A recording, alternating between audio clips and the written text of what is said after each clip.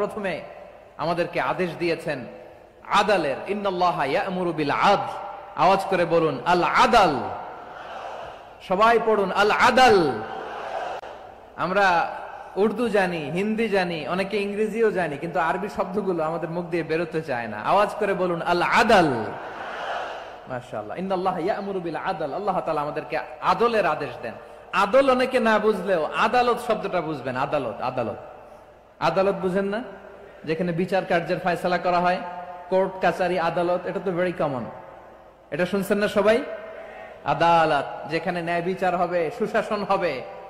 কিন্তু ভাগ্যের কি নির্মম পরিহাস, ওখান থেকে মিথ্যা সাক্ষী দিয়ে মনমতো রায় দিয়ে দেয়া হয়। এগুলোর পরিবর্তন হওয়ার দরকার আছে না নাই? প্রিয় ভাইয়েরা, আদালত, আল আদল, ইংরেজিতে বলে জাস্টিস, ন্যায় বিচার, সুবিচার, সুশাসন, জাস্টিস, আল আদল। সব জায়গায় এই জাস্টিস থাকা দরকার। Justice should be prevailed in the society.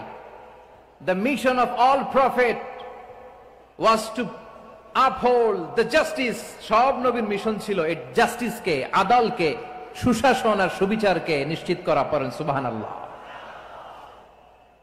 And the core message of every divine scripture was to uphold justice. পৃথিবীর সব আসমানি কিতাবের মূল শিক্ষা ছিল এই জাস্টিসকে সমাজে এনশিওর করা, সুবিচার, সুশাসনকে এনশিওর করা। তাহলে প্রিয় ভাইরা, আমরা বুঝতে পারলাম আল আদল শব্দের মানে হচ্ছে ইনসাফ বা সুবিচার বা ন্যায় বিচার। এটা হচ্ছে একটা general meaning, very general meaning. আপনি যদি ইন ডেপথ বুঝতে চান, আরো ভেতরে যান, তাহলে আদল মানে হচ্ছে সমন্বয়, আদল মানে হচ্ছে ভারসাম্য, ব্যালেন্স। আদল মানে হচ্ছে মধ্যম পন্থা। সুবহানাল্লাহ পড়েন। কারণ সব সময় সমান সমান হইলেই সুবিচার হয় না। কথা কি বুঝতেছেন? ইসলামের দ্য কনসেপ্ট অফ আদল, এটা এমন আদল, এটা সব সময় সমান সমান নয়। যখন সমান সমান দেয়া দরকার, ইসলাম সমান সমান দেয়। যখন ব্যালেন্স করা দরকার, চেক এন্ড ব্যালেন্স, সমন্বয়, ভারসাম্য করা দরকার, তখন ইসলাম ভারসাম্য করে দেয়। এটার নাম আদল। সুবহানাল্লাহ। সহজ করে আপনাদেরকে বুঝাই। যেমন ধরুন, একটা পরিবারের 3 জন সদস্য, স্বামী, স্ত্রী আর সন্তান। তাদের সকালবেলার ব্রেকফাস্টে স্বামীর, সকালের নাস্তায় স্বামীর 3টা রুটি লাগে, স্ত্রীর 2টা লাগে, আর সন্তানের 1টা রুটি লাগে।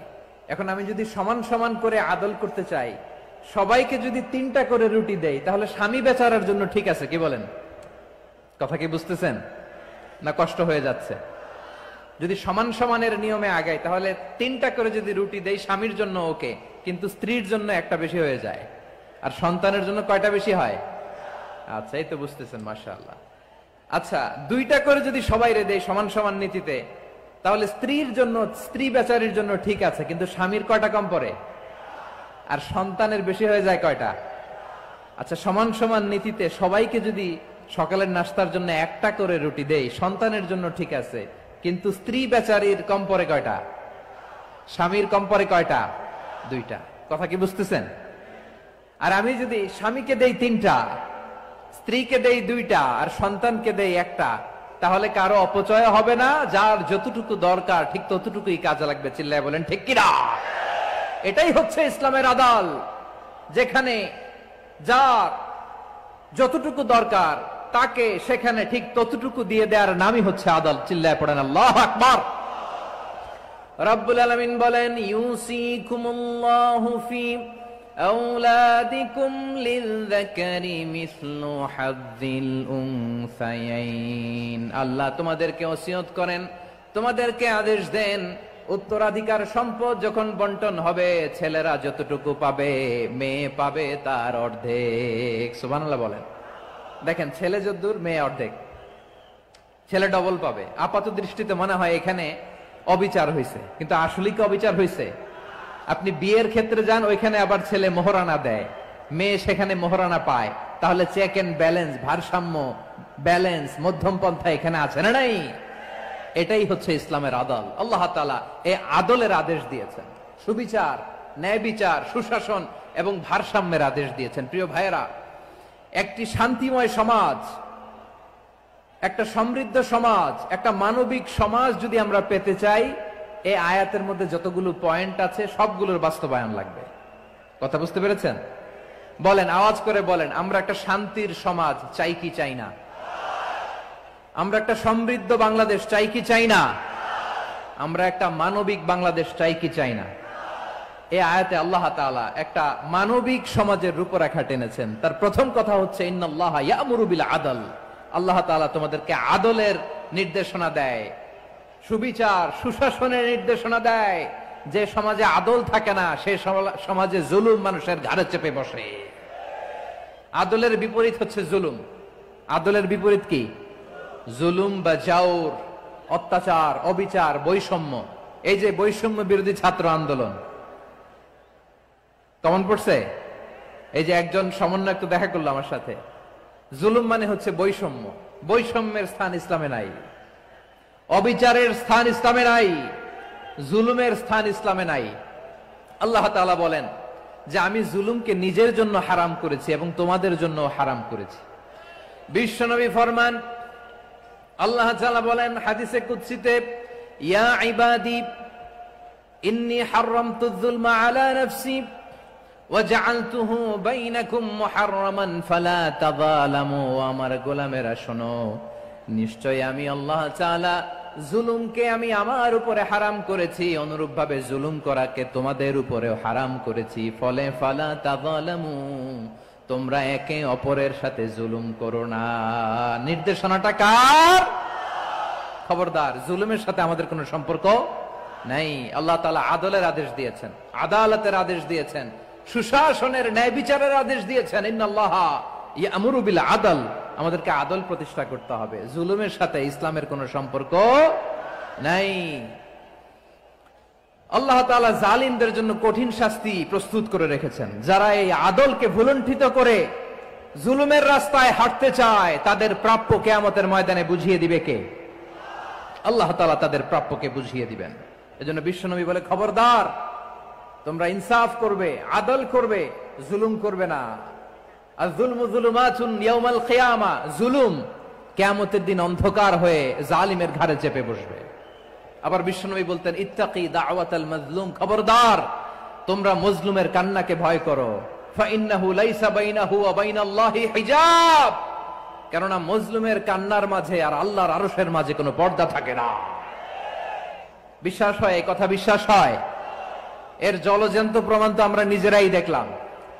হ্যাঁ, মজলুমের কান্না ফুলে ফেপে মহিরুহ হয়ে পাহাড়ের মতো হয়ে বিস্ফোরিত হয়ে জালিমের মসনদকে ছারখার করে দিয়েছে। এর প্রমাণ তো আমরা নিজেরাই তো দেখলাম। জালিমের পরিণতি কি হয় আমরা জীবদ্দশাই তো দেখলাম। এমনও কোন জুলুম নাই যে হয় নাই, ঠিক কিনা বলেন? আহারে জুলুম, আহারে জুলুম। রিসেন্টলি আয়না ঘরের কিছু ছবি প্রকাশিত হয়েছে সোশ্যাল মিডিয়ায়, দেখেছেন আপনারা? হ্যাঁ, ছোট্ট একটা জায়গা, স্বাধীন মানুষকে প্রাণীর মতো, পাখির মতো খাঁচায় বন্দি করে রেখেছে। কখন দিন কখন রাত কিচ্ছু জানে না, কখন দিন কখন রাত কিছু জানে না। বছরের পর বছর কেটে গিয়েছে। এক্সট্রা জুডিশিয়াল কিলিং এর কোনো হিসাব নাই। বিচার বহির্ভূত হত্যা, এনফোর্স ডিসঅ্যাপিয়ারেন্স, গুম, যেটা সবচাইতে বড় মানবতা বিরোধী অপরাধ। কত মানুষ যে গুম হয়েছে তার কোনো ইয়ত্তা নাই। যেই ফ্যামিলির সদস্য গুম হয়েছে তারা কি ওই লোকটার জন্য মাগফিরাতের দোয়া করবে নাকি সুস্বাস্থ্যের দোয়া করবে তারা নিজেরাও জানতো না। কারণ জানে না ও বেঁচে আছে না মরে গেছে। আহা, বিডিআর নওজওয়ানদের যারা ছাড়া পেল দেখলাম, বিনা অপরাধে, কোনো অন্যায় ছাড়া, অপরাধ ছাড়া তাদের জীবন থেকে, তাদের তারুণ্যের, তাদের যৌবনের 15 বছর, 16 বছর, 17 বছর নাই, 6 মাস বয়সের ছোট বাচ্চাকে রেখে জেলে গেছে। 6 মাসের মেয়ে বেরোয় দেখে মেয়ের বয়স 17 বছর। মেয়ে বাবারে চিনে না, বাবা মেয়েরে চিনে না। মেয়েকে এখন বিয়ে দিয়ে আরেক ছেলের হাতে তুলে দিবে। মেয়ের শৈশব বাবা দেখে নাই, মেয়ের কৈশোর বাবা দেখে নাই, মেয়ের তারুণ্য দেখে নাই। আরেক যুবককে দেখলাম 14 বছরের 14 দিনের সংসার, 2 সপ্তাহের সংসার শেষে জেলে গেছে। কত যুবকের যে স্ত্রী চলে গিয়েছে ফ্যামিলি ছেড়ে, কারণ জানে না তো কবে আসবে, কি হবে, কেউ জানতো না। দাম্পত্য জীবনের মাত্র 14 দিনের স্মৃতি, এই স্মৃতিকে আঁকড়ে ধরে এক বোন 16টা বছর 17টা বছর কাটিয়ে দিয়েছে। আমি নিউজটা দেখে ভাবলাম, আমার এই বোনের প্রতিটি দিন কিভাবে কেটেছে, প্রতিটি রাত কিভাবে কেটেছে, প্রতিটি ক্ষণ কিভাবে কেটেছে। বিশ্বনবী বলেছেন, ইত্তাকি দাওয়াতাল মাজলুম ফাইন্না লাইসা বাইনাহু ওয়া বাইনাল্লাহি হিজাব। মাজলুমের কান্নাকে ভয় করো, কারণ মাজলুমের কান্না আর আল্লাহর মাঝে কোনো পর্দা থাকে না। আমরা আর এরকম কোন জুলুম বাংলাদেশে দেখতে চাই না, জোরে বলেন ঠিক কিনা? আর কেউ নতুন করে জালিম হোক আপনারা চান? আবার নতুন করে কেউ ফ্যাসিস্ট হোক আপনারা চান? এক দল আরেক দলকে নিশ্চিহ্ন করার রাজনীতিতে মেতে উঠুক, এটা আপনারা চান? আমরা বাংলাদেশকে আদল দিয়ে সাজাতে চাই। আমরা এই 56,000 বর্গ মাইলের প্রতিটা ইঞ্চি মাটিকে কোরআনের আইন দিয়ে সাজাতে চাই। রাজি আছেন আপনারা? কারা কারা রাজি দেখান হাত তুলে আল্লাহকে।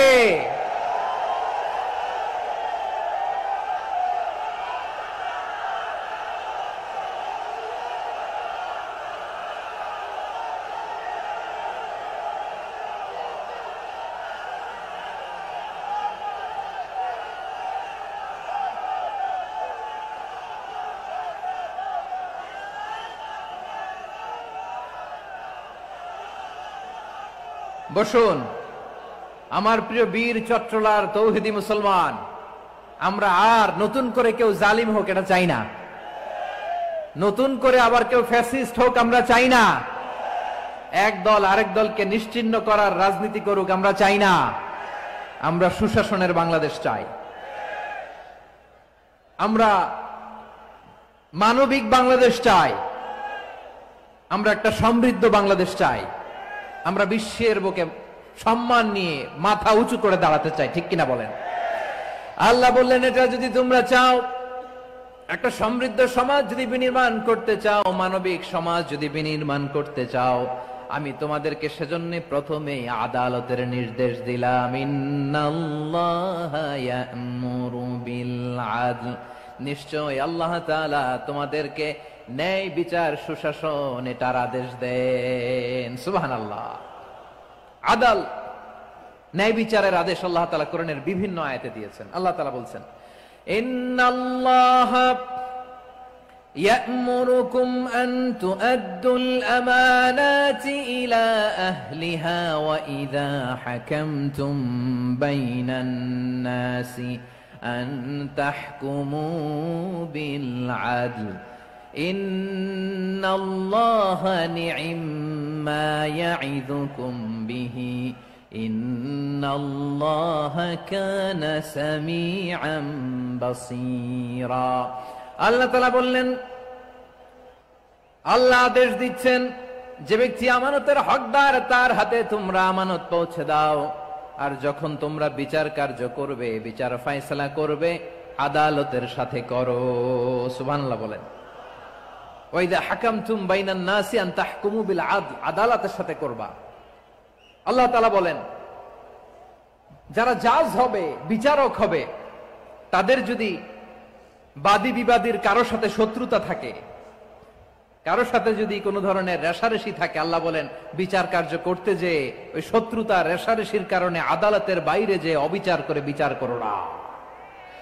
ওয়ালা ইয়াজরিমান্নাকুম শানাআনু কওমিন আলা আল্লা তা'দিলু ই'দিলু হুয়া আকরাবু লিত্তাকওয়া ওয়াত্তাকুল্লাহা ইন্নাল্লাহা খাবীরুম বিমা তা'মালুন।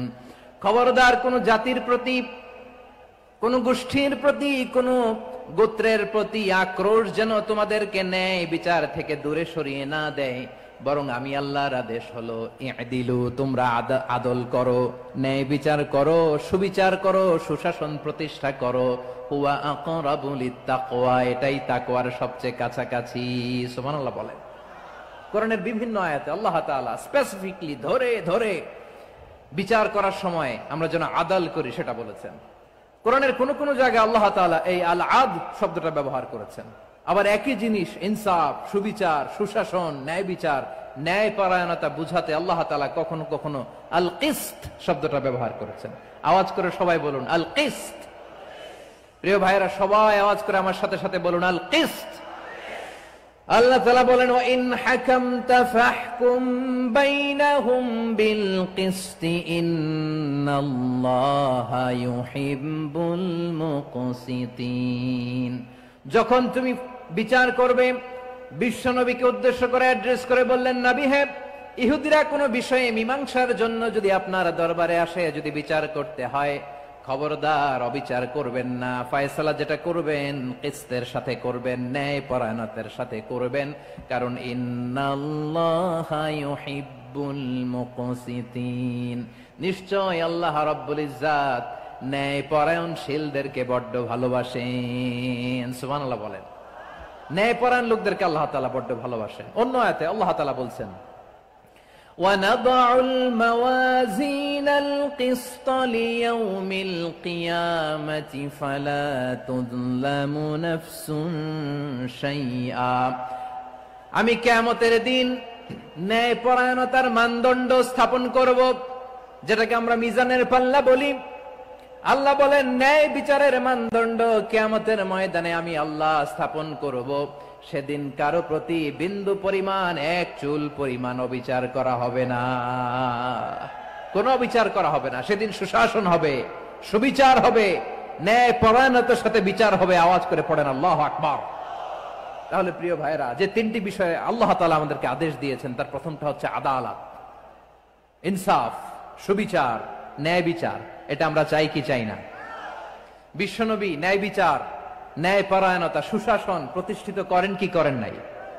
আপনারা বিশ্বনবীর সিরাত যারা পড়েছেন, আপনি দেখবেন বিশ্বনবীর সিরাতের পরতে পরতে, বাকে বাকে, সিরাতের বাকে বাকে এই আদালতের নমুনা মেলে। সুবহানাল্লাহ বলেন। ছোট্ট একটা নমুনা রাসূল সাল্লাল্লাহু আলাইহি ওয়াসাল্লামের আসসিরা আল আতরা থেকে ছোট্ট একটা নমুনা আপনাদের খেদমতে এখানে উপস্থাপন করি। বিশ্বনবী সাল্লাল্লাহু আলাইহি ওয়াসাল্লাম মক্কা বিজয় করলেন ৮ম হিজরিতে। মক্কা বিজয় শেষে তিনি কয়েক সপ্তাহ মক্কাতে অবস্থান করলেন। ইন দ্য মিন টাইম মক্কার একটা ভেরি প্রেস্টিজিয়াস এন্ড ডিগনিফাইড ফ্যামিলির নারী চুরিতে ধরা পড়ল। কিসে ধরা পড়ল? সবাই বলেন কিসে? আমাদের সমাজে আসেনি এটা? আছে? ছোট না বড়? হ্যাঁ, হিসাব করে শেষ করা যায় না। ৩.৫ লাখ কোটি টাকা নাই উন্নয়ন প্রকল্পের নামে। উন্নয়ন প্রকল্পের নামে ৩.৫ লাখ কোটি টাকা নাই। ৩.৫ লাখ কোটি টাকা লিখতে পারবেন আপনি? এক টানে লিখতে পারবেন? বুঝতেছেন কত বড় সংখ্যা? হ্যাঁ, বনু মাখজুমিয়া গোত্রের এক নারী মক্কায় চুরিতে ধরা পড়ল। বলেন তো চুরি করলে বিধান কি? কি কাটতে হবে? চুরির বিধান হলো হাত কেটে দাও। তাও সেটা গোপনে নয়, প্রকাশ্যে জনসম্মুখে হাত কেটে দাও। বনু মাখজুমিয়া গোত্রের নারী যখন চুরিতে ধরা পড়লো, সাহাবারা চিন্তায় পড়ে গেলেন। সবেমাত্র মক্কার লোকেরা কালিমা পড়ে মুসলমান হয়েছে, ইসলামের আইন কানুন তেমন জানে না, ইসলামী শরিয়ার সাথে বেশি পরিচিত নয়। এখন যদি বিশ্বনবী চুরির যেই বিধান এটা যদি কায়েম করে হাত যদি কেটে দেয়, না জানি মক্কার লোকেরা আবার বিগড়ে যায়, না জানি মক্কার লোকেরা আবার মুরতাদ হয়ে যায়, না জানি মক্কার লোকেরা ইসলাম থেকে দূরে সরে যায়। চলো চলো, সাহাবীরা মিলে পরামর্শ করলেন, চলো বিশ্বনবীর কাছে যে বলি, ও নবী, শুধু কেবলমাত্র একমাত্র এই নারীর জন্য চুরির হাত কাটার বিধানটা আপনি একটু থামিয়ে দেন। চুরির হাত কাটার যে বিধান এখানে একটু রহিত করে দেন, বাকিগুলা কইরেন মদিনাতে যে চলবে, কিন্তু মক্কায় এবারের জন্য মাফ করে দেন। কিন্তু কে বলবে? এই যে পরামর্শ, সাজেশন, এটা কে দিবে বিশ্বনবীর কাছে? সাহাবারা চিন্তায় পড়ে গেলেন। আল্লাহর নবীর সামনে দাঁড়িয়ে আল্লাহর দেয়া হুদুদ, আল্লাহর দেয়া বিধান থামিয়ে দেওয়া, মাফ করে দেওয়া, এই কথা বিশ্বনবীর সামনে বলার সাহস তো কেউ রাখে না। কেউ কেউ বলল, বিশ্বনবীর পালক পুত্র যায়েদ বিন হারেসার সন্তান উসামারে বিশ্বনবী নাতির মতো আদর করে, বড্ড বেশি ভালোবাসে উসামারে। এজন্য সাহাবারা উসামাকে বলতো হিব্বু রাসূলিল্লাহ, বিশ্ব নবীর ভালোবাসা। কি বলতো? সাহাবীরা বললেন বিশ্ব নবীর ভালোবাসা, হিব্বু রাসূলিল্লাহ, উসামারে পাঠাও। উসামারে বিশ্ব নবী নাতির মতো স্নেহ করে, মায়া করে, ভালোবাসে। আমরা পারবো না, উসামা পারবে। সবাই মিলে ফুলিয়ে ফুসিয়ে ওসামাকে, ছোট্ট ওসামাকে রাজি করালো। ওসামা, এমন এমন কথা যে তুমি বিশ্বনবীর কাছে বলতে হবে, পারবা নাকি? ওসামা বলে পারবো। সাইয়েদনা ওসামা রাদিয়াল্লাহু তাআলা আনহু তরুণ সাহাবী বিশ্বনবীর কাছে গেলেন, যে বললেন, নবী, বনু মাখজুমিয়া গোত্রের এক নারী চুরিতে ধরা পড়েছে, এবারের জন্য কি এই মহিলাটারে মাফ করে দিলে হয় না? এবারের জন্য একটু ক্ষমা করা যায় না নবী? বিশ্বনবী বলেন, আতাশফাউ ফি হাদ্দিম মিন হুদুদিল্লাহ, তোমার এত বড় সাহস উসামা, তুমি আল্লাহর হাদ, আল্লাহর দেয়া বিধান, এটার ব্যাপারে সুপারিশ করতে এসেছো? তোমরা কি জানো তোমাদের আগে যত কওম, যত গোত্র, যত জনপদ ধ্বংস হয়েছে তার কারণ ছিল তাদের মধ্যে গরিবরা অন্যায় করলে তারা বিচার করত, আর ধনীরা অন্যায় করলে তারা মাফ করে দিত। খবরদার! ওয়া আইমুল্লাহ লাউ আন্না ফাতিমাতা বিনতি মুহাম্মাদিন সারাকাত লাকাতা মুহাম্মাদুন ইয়াদাহা। বিশ্বনবী বললেন, আরে ওসামা, বানু মাখজুমিয়ার ওই প্রেস্টিজিয়াস এন্ড ডিগনিফাইড ফ্যামিলির মেয়ে তো দূর কি বাত, অনেক দূরের কথা।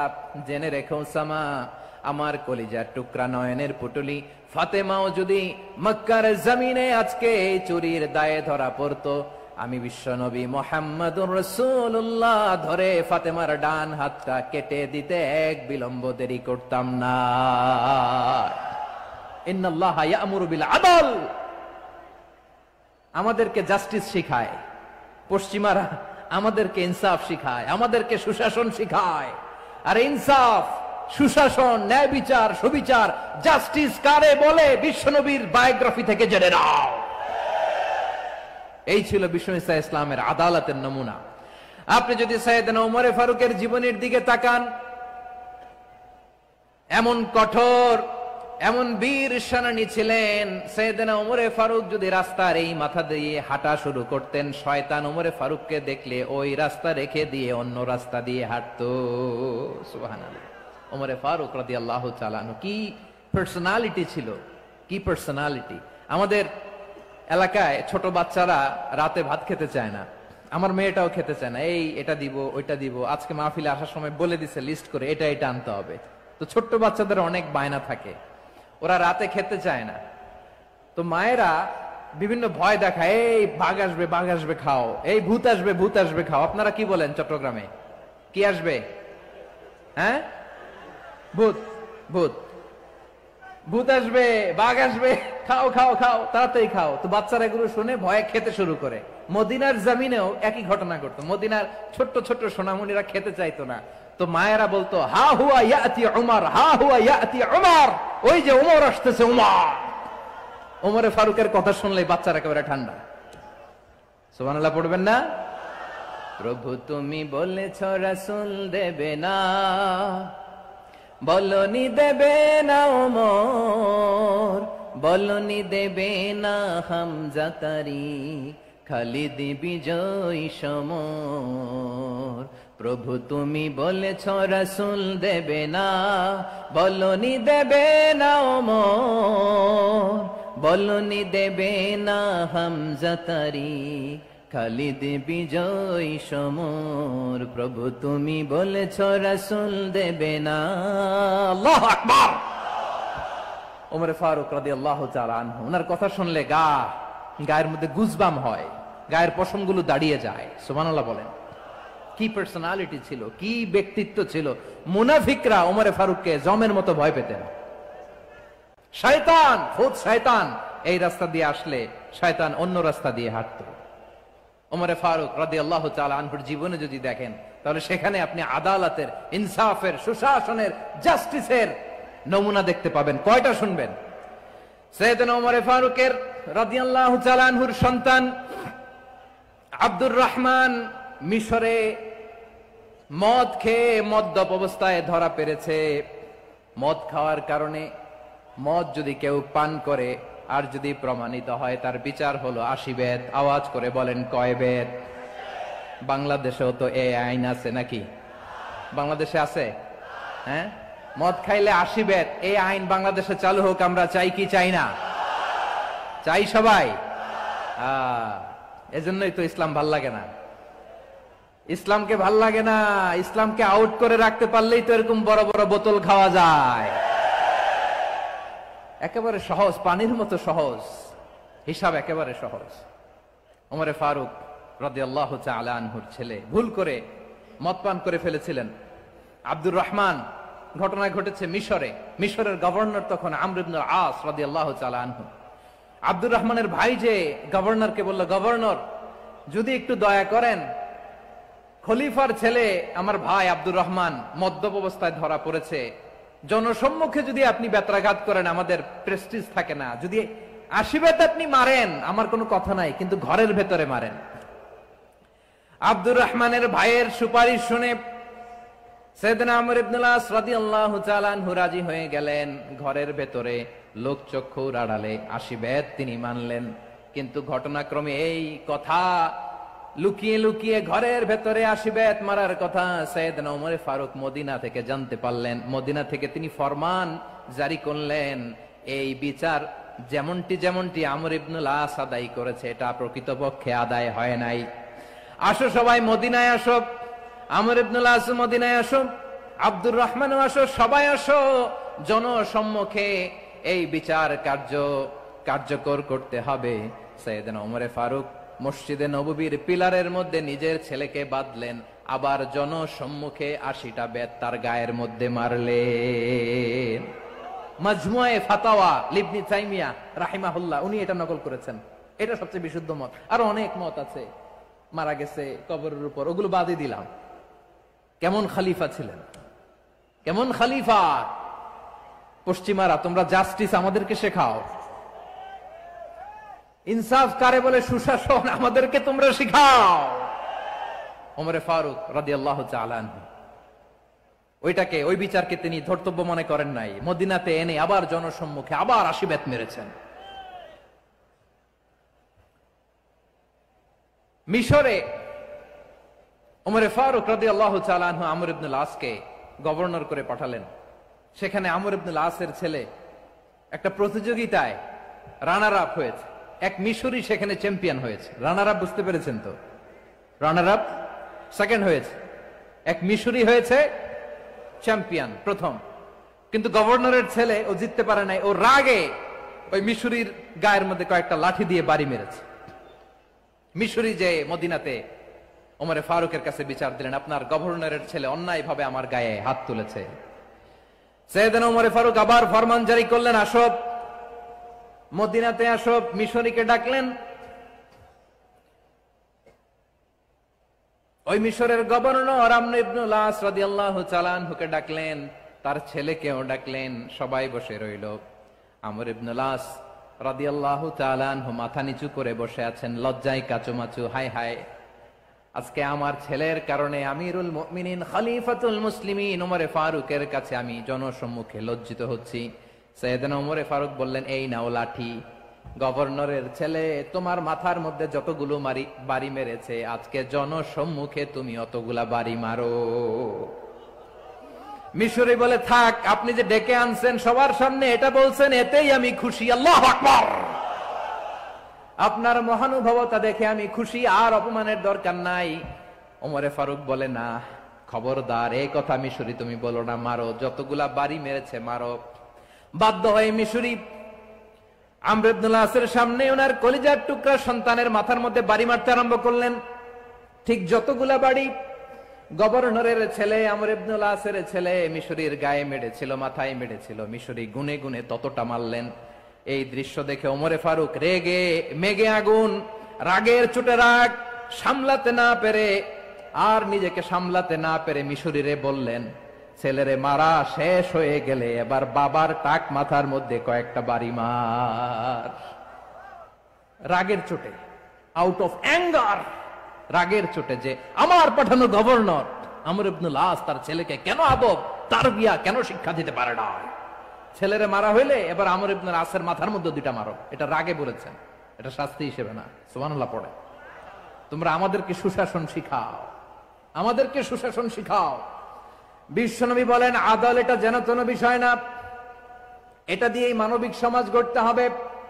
আল্লাহ তাআলা কিয়ামতের কঠিন ময়দানে যেদিন স্বামী স্ত্রীকে চিনবে না, স্ত্রী স্বামীকে দেখে পালিয়ে যাবে, বন্ধু বন্ধুরে চিনবে না, পীর সাহেব মুরিদরে চিনবে না, মুরিদ পীর সাহেবরে চিনবে না, দলের কর্মী তার নেতারে চিনবে না, নেতা তার কর্মীরে চিনবে না, বন্ধু বন্ধুরে দেখে পালাবে। এই কঠিন মুহূর্তে সূর্যটা মাথার কাছে চলে আসবে, জমিনটা তামার জমিন হবে, আজকের জমিনের মতো নয়। মানুষ ঘর্মাক্ত, ক্লান্ত, শ্রান্ত মাথার মগজগুলো কানের ছিদ্র আর নাকের ছিদ্র দিয়ে বেয়ে বেয়ে পড়বে। বিশ্বনবী ফরমান কিয়ামতের ওই কঠিন ময়দানে 7 শ্রেণীর ব্যক্তিকে রব্বুল আলামিন তার আরশের নিচে ছায়া দিবেন। তার মধ্যে প্রথম শ্রেণীর ব্যক্তি হলো ইমামুন আদিল। ইমামুন আদিল, ন্যায়পরায়ণ শাসক, যে ইনসাফের সাথে বিচার করে, যে জাস্টিস সমাজে সার্ভ করে, যে সুশাসন নিশ্চিত করে, ওই ইমামুন আদিল। আদিল শব্দটা বুঝছেন না? ইন্নাল্লাহা ইয়া'মুরু বিল আদল, পাইছেন? আদিল। 7 শ্রেণীর ব্যক্তিকে আল্লাহ তাআলা সুশীতল আরশের নিচে ছায়া দিবেন, যেদিন তার দেয়া ছায়া ছাড়া কোনো ছায়া থাকবে না। এর প্রথম হচ্ছে ইমামুন আদিল, ন্যায়পরায়ণ শাসক। চিল্লায় বলেন সুবহানাল্লাহ। আবার বিশ্বনবী বললেন ইন্নাল মুকসিতিনা ইনদাল্লাহি আলা মানাবিরা মিন নূর আন ইয়ামিনির রহমান। কিয়ামতের দিন যারা ন্যায়পরায়ণ হিসেবে আল্লাহর সামনে দাঁড়াবে, কিয়ামতের দিন রব্বুল আলামিন তার আরশের ডান দিকে ওই ন্যায়পরায়ণ লোকদের জন্য আরশের ডান দিকে একটা নূরের মিম্বারে তাদেরকে বসার সুযোগ করে দিবে। আল্লাহর আরশের ডান দিকে ন্যায়পরায়ণ লোকদের জন্য আল্লাহ তাআলা নূরের মিম্বার বানাবে। 4টেখানি কথা মনে করেছেন? আল আদাল, জাস্টিস। ইন্নাল্লাহা ইয়া'মুরু বিল আদল। আল্লাহ তাআলা এই আদালতের নির্দেশনা দেয়, সুবিচার, সুশাসন। প্রিয় ভাইয়েরা, এটা আমরা বাংলাদেশে চাই কি চাই না? এই যে অরাজকতা, এই যে অন্যায়, এই যে জুলুম, এই যে ইনকনসিস্টেন্সি, সমাজের অসঙ্গতি, এর প্রধান কারণ জাস্টিস নাই, সুবিচার নাই, সুশাসন নাই। শেষবারের মতো আওয়াজ করে বলেন তো, আমরা বাংলাদেশে আদল চাই কি চাই না? তাহলে প্রথম নির্দেশনা শেষ। আল্লাহ তাআলা তোমাদেরকে আদলের আদেশ দেন। এরপরে আল্লাহ বললেন আমি তোমাদেরকে ইহসানের আদেশ দেই। ইন্নাল্লাহা ইয়া'মুরু বিল আদলি ওয়াল ইহসান।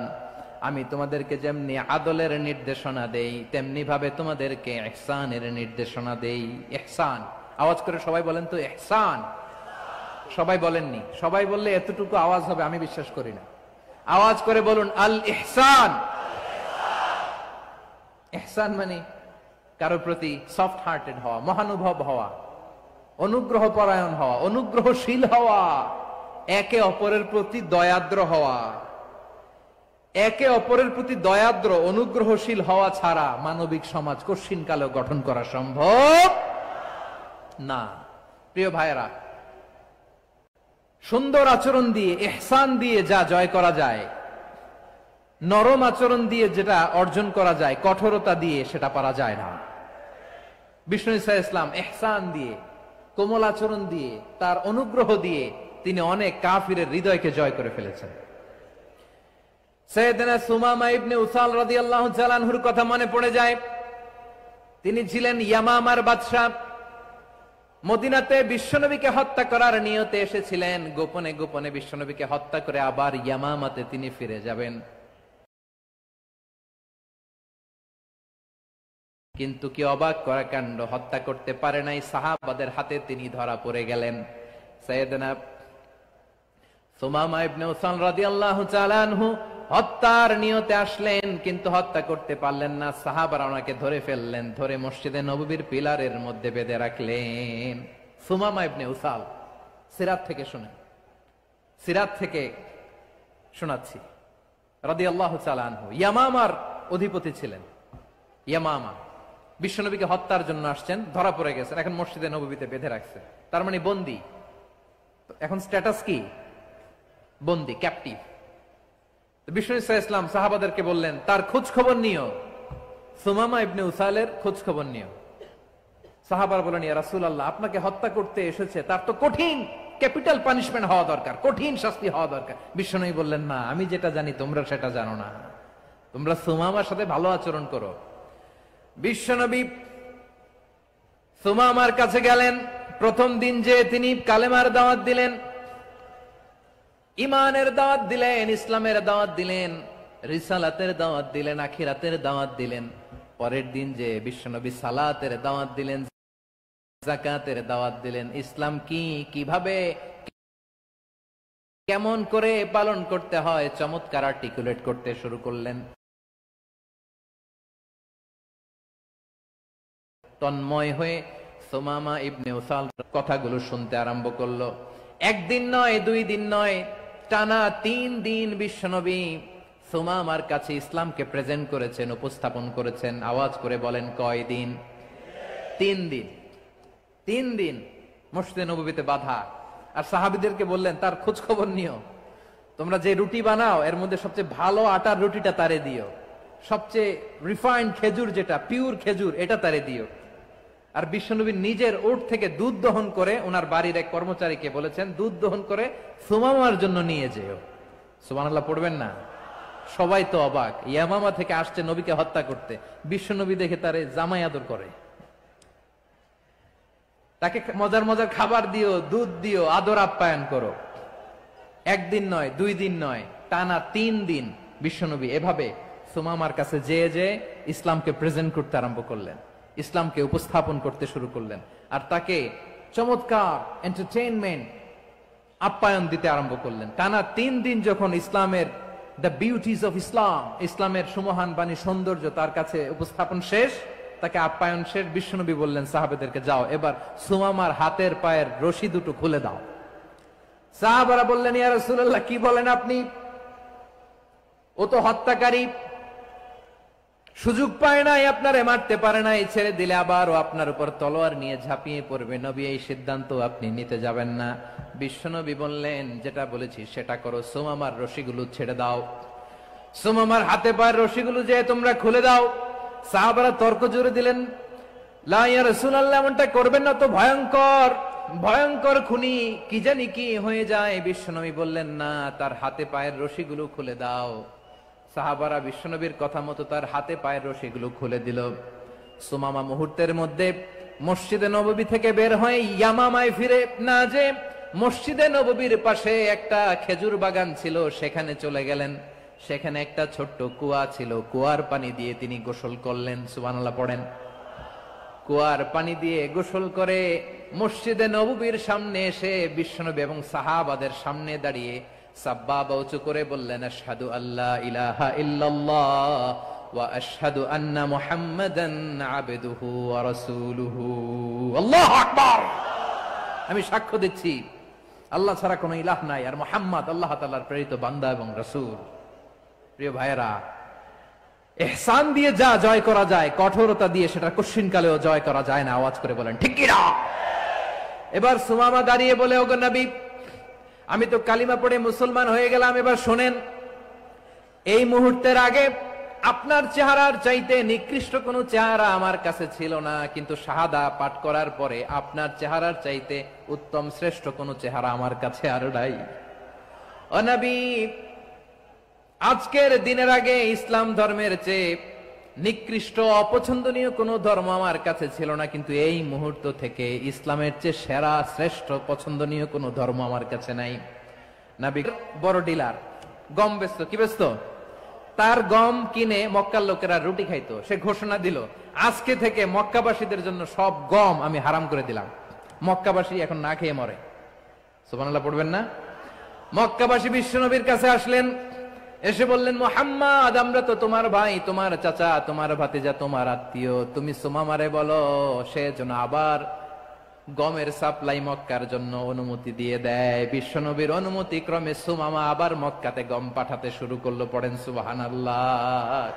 ইহসান, ইহসান দিয়ে আপনি যেটা জয় করতে পারবেন, you can win the heart of your enemies.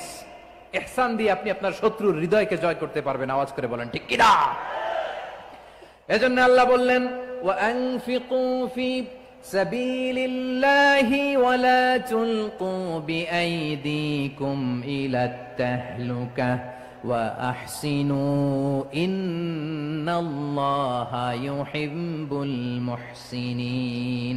তোমরা আল্লাহর রাস্তায় দান করবে আর নিজেরা নিজেদেরকে ধ্বংসের হাতে ঠেলে দিও না। তোমরা একে অপরের প্রতি ইহসান করবে, কারণ ইহসানকারীদেরকে আল্লাহ বড্ড ভালোবাসেন। সুবহানাল্লাহ পড়েন।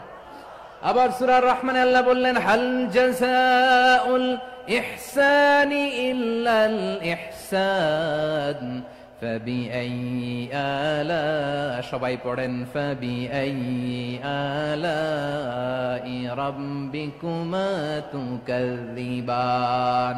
ইহসানের প্রতিদান হিসেবে ইহসানি হয়। বিশ্বনবী সুমামার প্রতি যেমন ইহসান করেছেন, সুমামাও ঠিক তেমন ইহসান ফিরিয়ে দিয়েছে। ঠিক কিনা বলেন? তাহলে এক নম্বরে হচ্ছে আদ, ন্যায় বিচার। দুই নম্বরে সবাই বলেন ইহসান, সদাচরণ। ইহসান দুই ধরনের প্রিয় ভাইরা, ইহসান ফিল ইবাদা, ইহসান ফিল মুআমালা। ইহসান ফিল ইবাদা হচ্ছে একাগ্র অনুভবে ইবাদতে ডুব দেওয়া, এর নাম ইবাদতের ইহসান। সুবহানাল্লাহ পড়েন। বিশ্বনবী বলেন ইহসান মানে কি জানো নাকি? হাদিসে জিবরিলে সাইয়েদনা জিবরিল আলাইহিস সালাম বিশ্বনবীকে বললেন, আখবিরনি আনিল ইহসান। নবী আমাদেরকে বলেন ইহসান মানে কি? বিশ্বনবী বললেন, আনতা আবুদাল্লাহা কাআন্নাকা তারাহু ফাইন লাম তাকুন তারাহু ফাইন্নাহু ইয়ারাক। ইহসান মানে হলো এমন ভাবে তুমি আল্লাহর সামনে নিজেকে উজাড় করে ইবাদত করবে, তুমি ভাববে তুমি আল্লাহকে দেখতে পাচ্ছ। আর এটা যদি ভাবা তোমার জন্য কঠিন হয়ে যায়, অন্তত এতটুকু তুমি ভাববা যে আল্লাহ তোমাকে দেখতে পাচ্ছেন। ঠিক কিনা বলেন? ও আমার বীর চট্টলার ভাইয়েরা, কেউ যেটা দেখে না সেটা দেখে কে? এই বিশ্বাস হৃদয়ের মধ্যে আছে? নামাজে যখন দাঁড়ান এই ফিলিংসটা আনা যাবে? হ্যাঁ, এশার সালাত তো এখনো হয় নাই না? আলোচনা শেষে এশার সালাত এখানে অনুষ্ঠিত হবে, তাই না? আচ্ছা বলুন তো, আমরা এশার সালাত পর্যন্ত বেঁচে থাকবো এই গ্যারান্টি আছে কার কার? হাত তোলেন। কয়েকজন হাত তুলছে পেছনে, না বুঝে তুলে ফেলছে। এশা পর্যন্ত যে আমরা হায়াত পাবো কোনো গ্যারান্টি আছে? সবাই আওয়াজ করে বলেন, গ্যারান্টি আছে? গ্যারান্টি নাই। এজন্য বিষ্ণু ইসলাম বলেছে, এমন ভাবে নামাজে দাঁড়াও, ইবাদত করো, মনে করো হতে পারে এটাই আমার জীবনের শেষ নামাজ। পারফর্ম দ্য সালাহ as if this is your last and final prayer. এমন ভাবে সালাতে দাঁড়াও, ভাবো হতে পারে এটাই তোমার জীবনের শেষ নামাজ। এমন ভাবে নামাজে দাঁড়াও, ভাবো এটাই শেষ নামাজ। তাহলে নামাজে একাগ্রতা বাড়ায় দিবে কে? ফলে ইবাদতের ইহসান আমাদের অর্জিত হবে। আর মুআমালাতে ইহসান হলো, বিশ্বনবী বলেন, ইন্নাল্লাহা তাবারাকা ওয়া তাআলা কাতাবাল ইহসানা আলা কুল্লি শাই ফাইদা কাতালতুম ফাআহসিনুল কিতলা ওয়া ইযা যাবাহতুম ফাআহসিনুয যাবহা ওয়ালিয়ুহিদ্দা আহাদুকুম শাফরাতাহু ওয়ালিয়ুরিহ যাবিহাতাহু। ইহসান দুই ধরনের। আওয়াজ করে বলতে হবে, কয় ধরনের? সবাই বলুন আওয়াজ করে, কয় ধরনের? একটা হচ্ছে ইহসান ফিল ইবাদা, ইবাদতে ইহসান। ইবাদতে ইহসান কি? একাগ্র অনুভব দিয়ে ইবাদত করা, মন প্রাণ দিয়ে ইবাদত করা। আর মুআমালাতে ইহসান কি? সব কাজে, দৈনন্দিন কাজে, কর্মে, সামাজিক অ্যাক্টিভিটিতে কোমলতা প্রদর্শন করা, অনুগ্রহের সাথে সবকিছু করা। আল্লাহ তাআলা ইন্নাল্লাহা তাবারাকা ওয়া তাআলা কাতাবাল ইহসানা আলা কুল্লি শাই, তিনি সবকিছুর ব্যাপারে ইহসানকে আবশ্যক করেছেন। সবকিছুতে মুমিনের সব কাজে ইহসানের পরশ থাকবে। ওয়া ইযা কাতালতুম ফাহসিনুল কিতলা, বিষ্ণুই বলেন তুমি যখন কাউকে হত্যা করো ইহসানের সাথে করো। সুবহানাল্লাহ পড়বেন না? যখন হত্যা করো তখনও ইহসানের সাথে। আচ্ছা হত্যা করবো আবার ইহসান আসবে করতে, করে তো মেরেই ফেলবো আমি।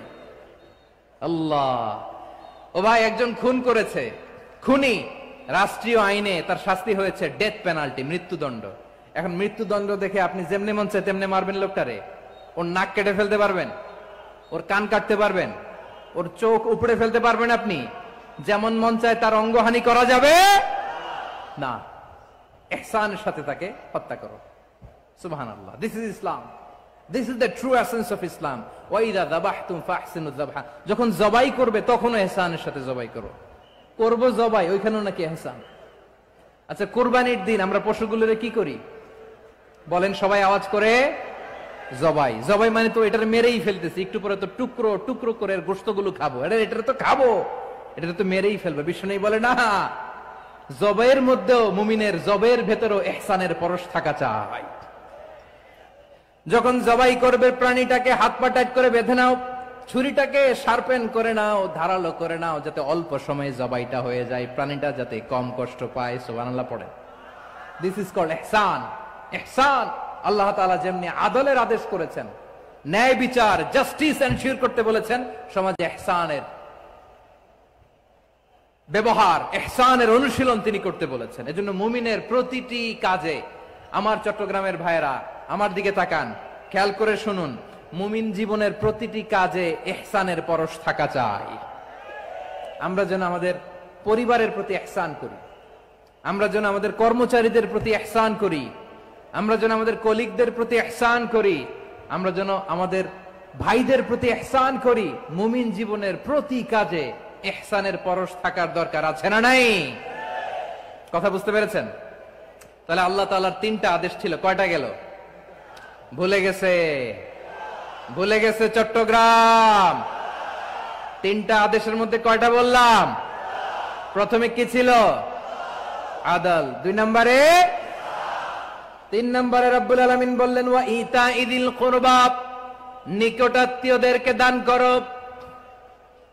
নিকট আত্মীয়দেরকে দাও, যারা তোমাদের ব্লাড কানেকশনের আত্মীয় তাদেরকে তোমরা দাও।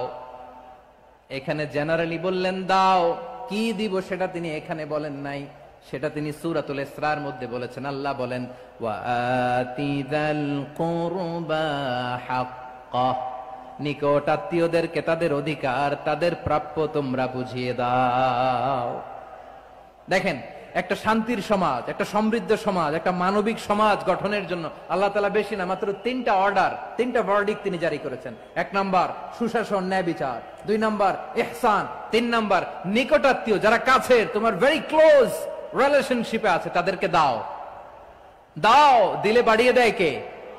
অনেকে দিতে চায় না, কৃপণতা করে। দিলে বাড়ায় দেয় কে? ও মিয়া, মদিনার মধ্যে সবচাইতে গরিব সাহাবী ছিল বেলাল রাদিয়াল্লাহু তাআলা আনহু। ওনার এন্টায়ার অ্যাসেট, সম্পদের পরিমাণ কতদূর জানেন? একটা লুঙ্গি। বেলাল রাদিয়াল্লাহু তাআলা আনহু, ওনার টোটাল ওয়েলথের এস্টিমেশন হচ্ছে মাত্র একটা লুঙ্গি। একটা লুঙ্গি, টোটাল ওয়েলথ এস্টিমেশন, টোটাল সম্পদের পরিমাণ বেলাল রাদিয়াল্লাহু তাআলা আনহুর কি ছিল? কথা বোঝে নাই বোধহয়, কি ছিল? ওই বেলাল রাদিয়াল্লাহু তাআলা আনহুকে বিষ্ণু ইসলাম বলেছেন আনফিক ইয়া বেলাল, ও বেলাল তুমিও দাও। ওয়ালা তাখশা মিন যিল আরশি ইখলালা, আরশের অধিপতির তো কোনো ঘাটতি নাই, তুমি দিলে ওই আল্লাহ তোমারে বাড়ায় দিবে। এজন্য আমার প্রিয় ভাইয়েরা, দিলে কমে না, দিলে বাড়ে।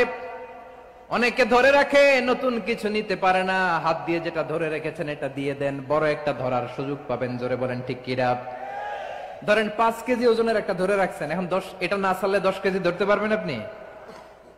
আচ্ছা, 10 কেজির জিনিস একটা আছে হাতে, ওইটা যদি ছেড়ে দেন তাহলে না 15 কেজি ধরতে পারবেন। কথা বলেন ঠিক কিনা? তাহলে দিলে বাড়িয়ে দেয় কে? রব্বুল আলামিন বললেন 3 নাম্বার আদেশ হলো তোমাদের প্রতি সমাজটারে কেমন করে মানবিক সমাজ, সুন্দর সমাজ গড়বা। 3 নাম্বার আদেশ হলো ওয়া আতিদাল কুরবা হাক্কা, নিকটাত্মীয়দেরকে তাদের প্রাপ্য বুঝিয়ে দাও। এই নিকটাত্মীয়দেরকে তাদের অধিকার বুঝিয়ে দেওয়া, প্রাপ্য বুঝিয়ে দেওয়াতে আমাদের গাফলতি আছে না নাই? চট্টগ্রামে নাই? মাশাআল্লাহ আছে, আছে। অনেকে দেখবেন অনেক আল্লাহওয়ালা তাহাজ্জুদ গুজার, সেজদা দিতে দিতে কপালে কালো দাগ ফেলে দিছে, সে তার বোনের হকটা আদায় করে নাই। আছে না নাই? হ্যাঁ, এখানেও আছে। সর্বনাশ। অনেক বড় হাজী সাহেব, বিশাল লম্বা দাড়ি, ছেলেরে সব দিয়ে দিছে, মেয়েরে কিছু দেয় নাই, মেয়ের হক আদায় করে নাই। আছে না নাই? এই হাজী সাহেবেরা, এই আল্লাহওয়ালারা কিয়ামতের ময়দানে আটকে যাবে। আপনি অন্যের অধিকার নষ্ট করেছেন, তাদের রাইটস কে ভায়োলেট করেছেন। এজন্য আল্লাহ তাআলা বলেন, কারো অধিকার যদি কেউ নষ্ট করে, ওই সমাজটা মানবিক সমাজ কঠিনকালেও হতে পারে না। এজন্য 3 নম্বর আল্লাহ বললেন ওয়া ইতাইদিল কুরবা, নিকটাত্মীয়দেরকে দাও। কি দিবা? তাদের অধিকার দিয়ে দাও, বোনের অধিকার বুঝিয়ে দাও, মেয়ের অধিকারে বুঝিয়ে দাও, ফুফুর অধিকারে বুঝিয়ে দাও। দেখবেন অনেক মায়েরা ছেলের পাতে মুরগির রান দেয়, মেয়ের পাতে দেয় মুরগির ঠ্যাং। এরকম আছে না নাই? ছেলেরা কি দেয় মুরগির, মেয়ের পাতে কি দেয়? তো মেয়ের কি মুরগির রান খেতে মনে চায় না? মনে চায় না? এমনটা করা যাবে না। নিকটাত্মীয়দেরকে অধিকার দিয়ে দাও, নিকটাত্মীয়ের সাথে সুসম্পর্ক রাখো। আদেশটা কার? এজন্য প্রিয় ভাইয়েরা, জীবনে যদি বারাকা অর্জন করতে চান, নিকটাত্মীয়দের সাথে সুসম্পর্ক রাখতে হবে, তাদের জন্য উপহার পাঠাতে হবে। বিশ্বনবী বলেন, লা ইয়াদখুলুল জান্নাতা কাতে, যে ব্যক্তি আত্মীয়তার সম্পর্ককে ছিন্ন করে দেয়, সে কশিন কালেও আল্লাহর জান্নাতে ঢুকবে না। আপনি কি এটারে সহজ হাদিস মনে করছেন? এটা সহজ কথা? আপনি ভাবছেন আপনার নামাজ আপনারে বাঁচাতে পারবে, আপনার রোজা বাঁচাতে পারবে, আপনার তাহাজ্জুদ আপনারে বাঁচাতে পারবে? আপনি অধিকার নষ্ট করলে কিছুই আপনারে বাঁচাতে পারবে না। এজন্য নিকট আত্মীয়দেরকে দিতে হবে বেশি বেশি। বিশ্বনবী বলেন, ইন্না সাদাকাতা আলাল মিসকিনি সাদাকা ওয়া আলা যির রাহিমি ইসনাতান সাদাকাতুন ওয়া সিলা। মিসকিনরে দান করলে শুধু দানের সওয়াব হয়, নিকট আত্মীয়কে দান করলে দুইটার সওয়াব হয়। সাদাকার সওয়াব হয়, আবার আত্মীয়তার বন্ধন অটুট রাখার সওয়াব হয়ে যায়।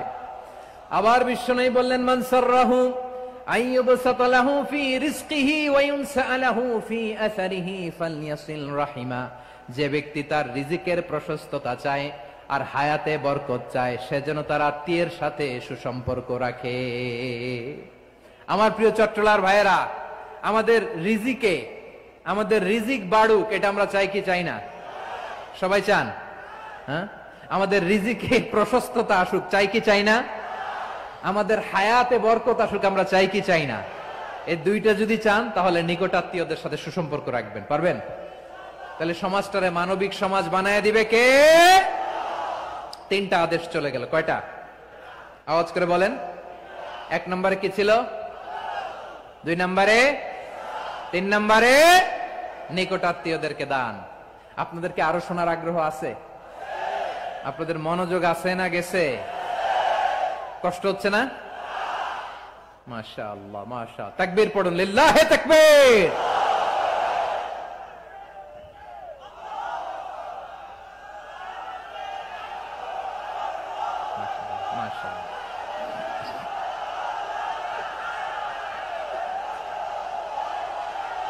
আমার প্রিয় ভাইয়েরা, আল্লাহ তাআলা 3টা জিনিসের যেমনি আদেশ করেছেন, অনুরূপ ভাবে 3টা বিষয় তিনি বারণ করেছেন, নিষেধ করেছেন। ওগুলোর কাছেও যাওয়া যাবে।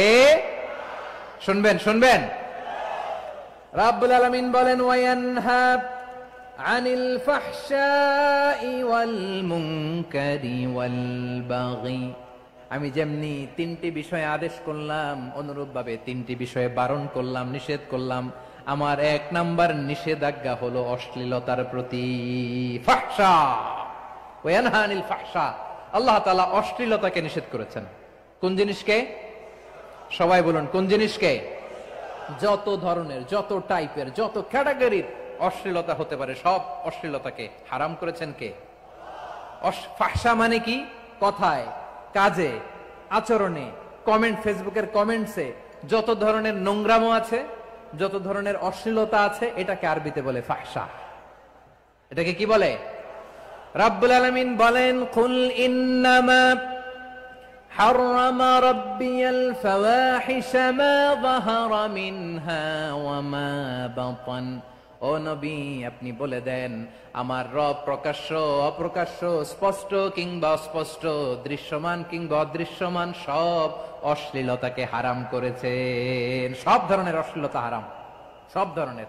আল্লাহ তাআলা আমাদেরকে অশ্লীলতা থেকে বাঁচান, অশ্লীলতা থেকে তিনি আমাদেরকে হেফাজত করুক। পড়েন আমিন।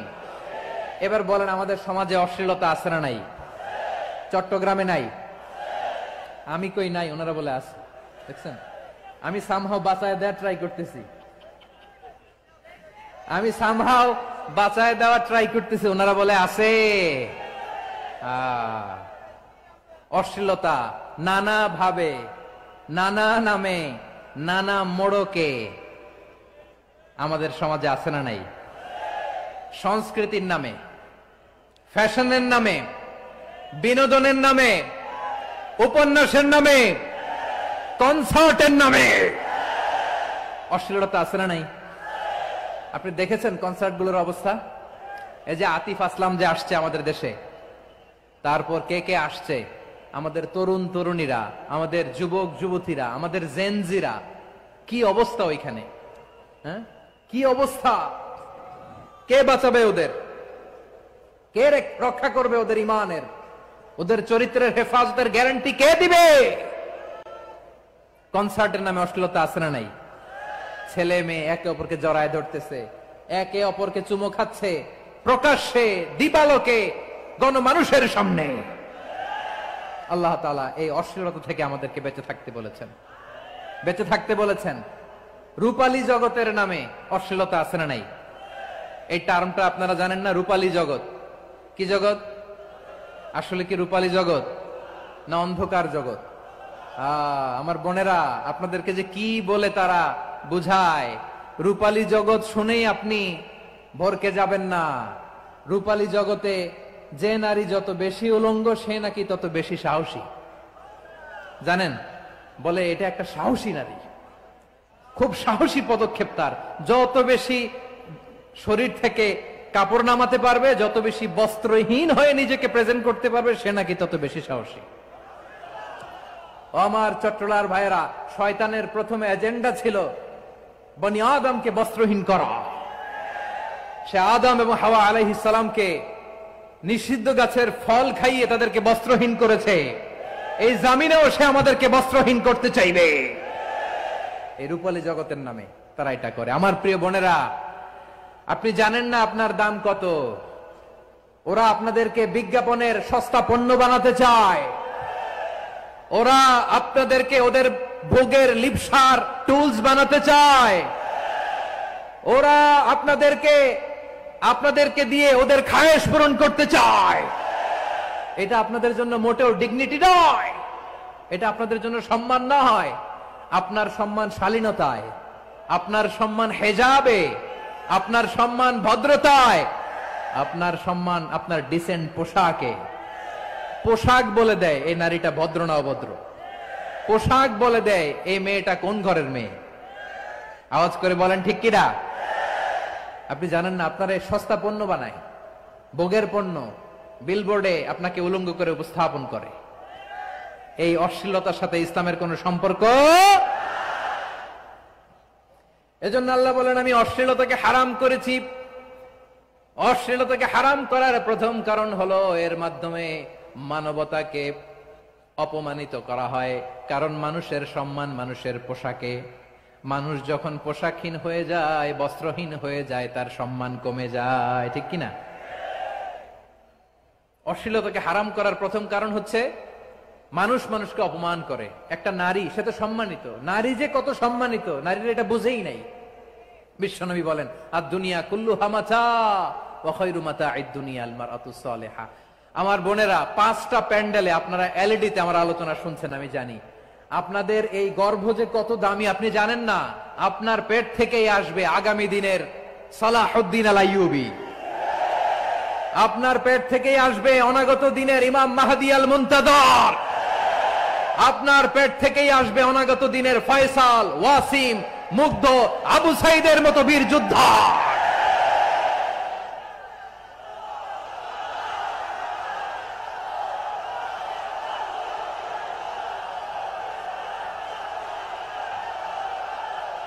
আমার প্রিয় বোনেরা, আমার প্রিয় বোনেরা, বিশ্বনবীর কথার ওজন খেয়াল করেন। আর দুনিয়া কুল্লুহা মাতা ওয়া খায়রু মাতা'আদ দুনিয়াল মারআতুস সালিহা। দুনিয়ার সবকিছুই অ্যাসেট, এর মধ্যে সবচেয়ে দামি অ্যাসেট নেককার নারী। আপনার গর্ভ যে কত দামি আপনি জানেন না। নিজের সময়টাকে কাজে লাগান, কোরআন পড়েন, সুন্নাহ পড়েন। আপনার অনেক দায়িত্ব ঘরে। You are the MD of your family. একটা family it's a very big institution. পরিবার একটা অনেক বড় প্রতিষ্ঠান। and you are the MD of your institution. আপনি এই পরিবারের MD, managing director of your family. এখানে আপনার কত দায়িত্ব। আপনি ছেলে মেয়েদেরকে তারবিয়া করবেন। আপনি আপনার স্বামীর জন্য ঘরটার জান্নাতের নীর বানাবেন। আপনার জন্য জান্নাতের ডুপ্লেক্স বাড়ি ওইখানে তৈরি করে রাখবে কে? আপনি যে কত দামি আপনি জানেন না। নারীদেরকে আল্লাহ বানিয়েছেন উচ্চতর করে, নিম্নতর নয়। নারীদেরকে ছোট্ট জিনিস দিলে এটারে বড় করে দেয়। নারীদেরকে ভ্রূণ দিলে, শুক্রাণু দিলে নারী এটারে বাচ্চা হিসেবে উপহার দেয়, ঠিক কিনা? বিয়ের মাধ্যমে স্বামী যখন তার শুক্রাণু তার স্ত্রীকে উপহার দেয়, স্ত্রী রিটার্নে কি উপহার দেয়? ফুল ফর্ম বেবি, মানব সন্তান। দেখছেন, আপনি দিলেন একটু, উনি দিছে বিশাল। আপনি যদি নারীকে বাজার এনে দেন, নারী এটাকে সুস্বাদু খাবারে রূপান্তর করে দেয়। আপনি তাকে একটা মুচকি হাসি দিয়ে দেন, সে তার কলিজা দিয়ে দেয়। কিন্তু যদি আপনি তার মনে কষ্ট দেন, সে আপনার জীবনকে জাহান্নাম বানায়া দেয়। খবর আছে, নারীর মন বুঝতে পারলে নেয়ামত, বুঝতে না পারলে কিয়ামত, ঠিক কিনা বলেন? আমার প্রিয় বোনেরা, আপনি যে কত দামি আপনি জানেন না, জানেন না আপনি কত দামি, অনেক দামি আপনি। আপনাদেরকে যেন ভোগের সস্তা পণ্য বানাতে না পারে, আপনাদেরকে সচেতন থাকতে হবে, সজাগ থাকতে হবে, কনসার্ন থাকতে হবে। শয়তানের ওই হাতছানির দিকে আর নজর দেওয়া যাবে না। তাহলে কেন আল্লাহ তাআলা এই ফাহশা অশ্লীলতাকে হারাম করলেন? 1 নাম্বার, এতে হিউম্যান ডিগনিটি কমে। 2 নাম্বার, এতে মানুষের অধিকার নষ্ট হয়। আপনি বিয়ে করেছেন, এরে পরকিয়া করেন, ওর সাথে এরকম আছে না নাই? স্ত্রীর অধিকার নষ্ট করেছেন। আপনি বিবাহ সম্পর্কে আবদ্ধ হয়েছেন তার সাথে, আপনি পরকিয়া করেন ওই ছেলের সাথে, আপনি আপনার হাজবেন্ডের সাথে বিট্রে করেছেন। এজন্য আল্লাহ অশ্লীলতাকে হারাম করেছে। অশ্লীলতাকে হারাম করার আরেকটা কারণ হচ্ছে আল্লাহ তাআলা এই হিউম্যান জেনারেশনকে এটাকে প্রিজার্ভ করতে চায়। হিফজুন নাসল, এটা মাকাসিদুশ শরিয়ার অনেক গুরুত্বপূর্ণ একটা মাকাসিদ, অনেক গুরুত্বপূর্ণ। আপনার নাসল, আপনার জেনারেশনকে সংরক্ষণ করা। এই যে আসতেছে ফেব্রুয়ারি, কত ফেব্রুয়ারি জানো? এটা কি বিশ্ব ভালোবাসা দিবস? হ্যাঁ, কি দিবস? এই বিশ্ব ভালোবাসা দিবসের সাথে মুসলমানদের কোনো সম্পর্ক নাই। আমার প্রিয় ভাইরা, এই যে আপনি অবৈধ সম্পর্কে জড়ালেন, কেন আল্লাহ অশ্লীলতাকে হারাম করেছে দেখেন। বলতেছিলাম যে এটা আপনার নাসল, আপনার জেনারেশন, আপনার লিনিয়েজ, আপনার বংশকে প্রিজার্ভ করা। কে কার বাবা, কে কার মা, বাবা মা জানা, প্রজন্মকে প্রিজার্ভ করা, এটা ইসলাম ওয়াজিব করে দিয়েছে। এই যে অবৈধ সম্পর্কের কারণে, বিশ্ব বেহায়া দিবসের কারণে, এগুলোর আউটকাম, আউটপুট হিসেবে মাঝে মাঝে ঢাকা মেডিকেলের ডাস্টবিনে নবজাতকের বাচ্চার কান্নার আওয়াজ শুনতে পাওয়া যায়। চট্টগ্রাম মেডিকেলের ডাস্টবিনে নবজাতকের কান্না শুনতে পাওয়া যায়। বীর চট্টলার মুসলমানেরা বুঝতে পারলে আওয়াজ করে বলেন, এই যে চট্টগ্রাম মেডিকেলে যে নবজাতকটা পাওয়া গেল, ওর বাবাকে আমাকে বলেন, ওর বাবাকে, ওর মাকে, ও কোন ফ্যামিলির সন্তান কেউ জানে? আপনি হিউম্যান ডিগনিটিকে অপমান করেছেন না? আপনি তার ভবিষ্যৎকে অন্ধকার করেছেন না? আপনি তার লিনিয়েজকে প্রশ্নবিদ্ধ করে দিয়েছেন না? এই জন্য আল্লাহ তাআলা অশ্লীলতাকে আমাদের জন্য হারাম করে দিয়েছেন। পড়েন সুবহানাল্লাহ। এই জন্য রব্বুল আলামিন বলেন, কুল ইন্নামা হারামা রাব্বিয়াল ফাওয়াহিশা মা যাহারা মিনহা ওয়া মা বাতান। প্রকাশ্য অপ্রকাশ্য সব অশ্লীলতাকে হারাম ঘোষণা করে দিয়েছে কে? আবার দুনিয়ার বুকে যারা অশ্লীলতার প্রসার করে তাদের জন্য শাস্তি মজুদ রেখেছে কে? রব্বুল আলামিন বলেন, ইন্নাল্লাযীনা ইউহিব্বুনা আন তাশিআল ফাহিশাতু ফিল্লাযীনা আমানু লাহুম আযাবুন আলীমুন ফিদ দুনিয়া ওয়াল আখিরাতি ওয়াল্লাহু ইয়ালামু ওয়া আনতুম লা তা'লামুন। নিশ্চয়ই যারা বিশ্বাসীদের মাঝে অশ্লীলতার প্রচার প্রসার করতে চায় তাদের জন্য আমি মর্মন্তুদ শাস্তি প্রস্তুত করে রেখেছি, দুনিয়াতেও রেখেছি, আখিরাতেও রেখেছি। ঘোষণাটা কার? যারা এই নাটকের নামে, সিনেমার নামে, রূপালী জগতের নামে, মুভির নামে, ওটিটি প্ল্যাটফর্মের নামে আমার সমাজে অশ্লীলতা ছড়াতে চায়, তাদের জন্য কঠিন মর্মন্তুদ শাস্তি মজুদ রেখে দিয়েছে কে? ও আমার বোনেরা, এখনো আপনি জাগবেন না? এখনো আপনার চিন্তার দুয়ারে এখনো নাড়া পড়ে নাই? ওরা আপনাকে উলঙ্গ বানাতে চায়, ওরা আপনাকে আইটেম গার্ল বানাতে চায়। এজন্য ইসলাম অশ্লীলতাকে হারাম করেছে। হারাম। ইসলাম বলেছে যোজন যোজন দূরে থাকো, ওরা বলে না কাছে আসো, কাছে আসার গল্প, ক্লোজ আপ ওয়ান, কাছে আসার গল্প আছে না নাই? চট্টগ্রামে তো এগুলো নাই মাশাআল্লাহ। হ্যাঁ, এখানেও আছে ক্লোজ আপ ওয়ান, কাছে আসার গল্প। আল্লাহ বলেন ওয়ালা তাকরাবুজ জিনা, কাছেও এসো না, জিনা থেকে যোজন যোজন কিলো দূরে থাকো, ওরা বলে কাছে আসার গল্প। আমার বীর চট্টলার ভাইয়েরা, কাছে আসতে হলে আমরা কোরআনের কাছে আসব, কাছে আসতে হলে নবীর কাছে আসব, কাছে আসার গল্প হবে আমার রবের কাছে আসার গল্প। চিল্লায় বলো ঠিক কিনা?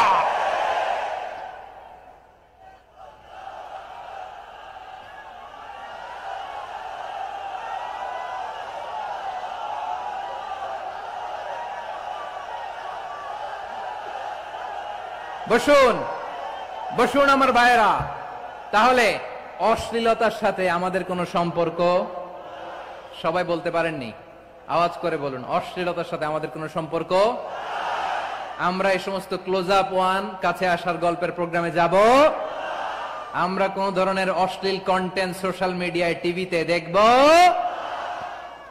কি যুগ যে আমরা কাটাচ্ছি আপনি কল্পনা করতে পারবেন না। পর্ন ইন্ডাস্ট্রি, নারী পুরুষের বস্ত্রহীন যুগল দৃশ্য, এটাকে দিয়ে ওরা কোটি ডলারের ইন্ডাস্ট্রি বানিয়েছে। পুরো মানব ইতিহাসে এরকম জঘন্য সময় মানব ইতিহাস পার করে নাই। পর্ন এটা ইন্ডাস্ট্রি হয়ে গেছে। আমাদের এই যুবকগুলো, জেনজিগুলো, ওদের চরিত্র বাঁচাবে কি করে? কেমন করে হেফাজত করবে ওদের এই মূল্যবান চরিত্র? আমার প্রিয় ভাইরা, এই অশ্লীলতার দ্য লেটেস্ট ভার্সন হচ্ছে LGBTQ, শরীফ থেকে শরীফা। শুনছেন আপনারা? দেখতে পুরুষ, আসলেই পুরুষ, সুস্থ একজন পুরুষ, 4 সন্তানের বাবা, বলে আমি মনে মনে নারী। দেখতে নারী, সুস্থ নারী, আসলেই সে দিব্যি একজন নারী, বলে আমি মনে মনে পুরুষ। সবচেয়ে ভয়ঙ্কর অশ্লীলতার সবচাইতে লেটেস্ট ভার্সন হচ্ছে এই ট্রান্সজেন্ডারিজম। সুস্থ পুরুষ তার বায়োলজিক্যাল গ্রোথকে হরমোন দিয়ে স্টপ করে দিয়ে সে সার্জারি করে নারী হতে চায়। সুস্থ নারী পুরুষ হতে চায়। পুরুষ পুরুষের প্রতি সেক্সুয়ালি আকর্ষণ বোধ করে। এটা লূত আলাইহিস সালামের কওমের মধ্যে ছিল। এটাকেও আল্লাহ কোরআনে ফাহিশা বলেছেন। ওয়ালুতান ইয ক্বালা লিকওমিহি আতাতুনাল ফাহিশাতা মা সাবাকাকুম বিহা মিন আহাদিম মিনাল আলামিন। লূত আলাইহিস সালাম বললেন, তোমরা কি এমন এক অশ্লীল কার্যক্রমে ডুব দিলে নাকি যেটা গোটা বিশ্বের কেউ কখনো করে নাই, তোমরাই প্রথম করেছো। পড়েন নাউযুবিল্লাহ। এই পশ্চিমের এই রোগ আমার দেশে যেন আসতে না পারে, আমাদের সজাগ থাকতে হবে। প্রিয় ভাইরা, চিল্লায় বলেন ঠিক কিনা? পশ্চিমের অবস্থা ভয়ঙ্কর। পাশ্চাত্যে আমি যুক্তরাষ্ট্রে ছিলাম অনেকদিন, কয়েক মাস, বিভিন্ন স্টেটে ঘুরেছি। গার্ডিয়ানরা উদ্বিগ্ন। ছেলে মেয়েদেরকে, ছোট্ট ছেলে মেয়ে, ওদেরকে জিজ্ঞেস করে, তুমি how do you feel right now inside yourself? তুমি ভিতরে ভিতরে কেমন ফিল করো? তোমার কি ছেলে ছেলে লাগে না মেয়ে মেয়ে লাগে? আচ্ছা বলেন, এই ছোট্ট বাচ্চাটাও কি এগুলো জেন্ডার অ্যাসাইনমেন্ট বলতে এগুলো কিছু বুঝে? এইভাবে মিসগাইড করা হচ্ছে। কৌতূহল বশত ছোট্ট ছেলে যদি বলে আমার তো মেয়ে মেয়ে লাগে, তখন বলে যে না তুমি মেয়ে, ছেলে না। মা বাবা বাধা দিলে ওকে আলাদা গভর্নমেন্ট হাউসে নিয়ে যায়। ভয়ঙ্করতম অবস্থা। আমরা একটা সময়ে শুনতাম যে হুজুর আমার ছেলেটা খুব ভালো, হাফেজে কোরআন, আল্লাহওয়ালা। হুজুর আমার ছেলে দাড়ি রাখছে, আল্লাহওয়ালা। হুজুর আমার ছেলে 5 ওয়াক্ত সালাত জামাতের সাথে পড়ে, তার মানে আল্লাহওয়ালা। পশ্চিমে যে আমি কি শুনছি জানেন? ওরা বলে হুজুর আমার ছেলেটা ইউনিভার্সিটির একটা মেয়ের সাথে প্রেম করে, ও খুব আল্লাহওয়ালা, হুজুর দোয়া করবেন। এর কারণ ওদের কাছে আল্লাহওয়ালার ক্রাইটেরিয়া হচ্ছে হুজুর আমার ছেলেটা আরেক ছেলের পছন্দ করে নাই, আমার মেয়েটা আরেক মেয়েকে ভালোবাসে নাই, এজন্য আমার ছেলেটা আল্লাহওয়ালা, হুজুর ওর জন্য একটু দোয়া করে দিয়েন। কি চ্যালেঞ্জ ওরা ফেস করতেছে। ওনার ছেলে যে আরেক ছেলেরে বিয়ে করবে না, এটাতেই উনি খুশি যে আলহামদুলিল্লাহ আমার ছেলেটা একটা মেয়েরে ভালোবাসে, আমার মেয়েটা একটা ছেলেরে ভালোবাসে, মানে এটা খুব আল্লাহওয়ালা। নাউজুবিল্লাহ পড়তে পারলেন না?